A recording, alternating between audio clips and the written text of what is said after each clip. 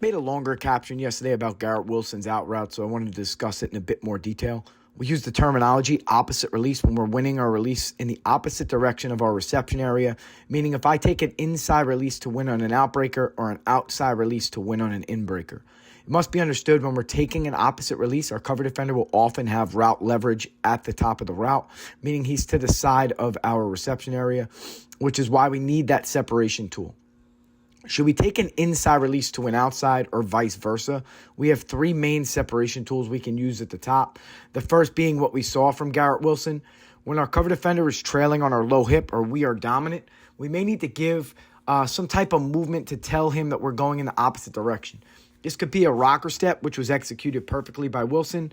It's essentially 2 consecutive pressure steps. I'll share something on my story with the breakdown specifically on rocker steps because it could be a bit lengthy.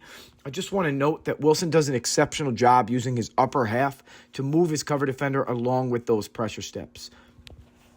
We may also give some type of hip shift, which is a slight transfer of weight from hip to hip, very similar to a rocker step. It's also paired with flashing that head and shoulder in the opposite direction of where we want to exit.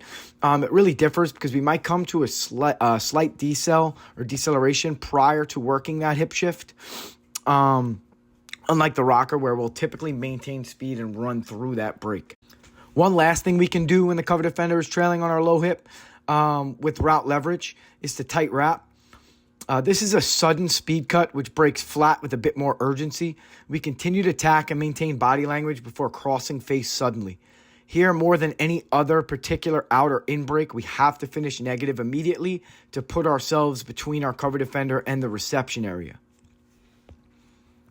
Finally, if we take our opposite release and the cover defender is hipped, which is just another term that we like to use for running even, or dominant, meaning they're in front, we want to work a throw by. Should the cover defender be latched, meaning his arm is extended on our shoulder pad when we plan to exit, we want to combat his arm with our throw by. Quick coaching point, think about missing high with your throw by. If we miss low, there's a chance we completely miss and the defender can steer us. If we miss high and we don't get good contact with our hand to his arm, our forearm will still club the DB off. Upon exiting, we want to shoot that off arm through.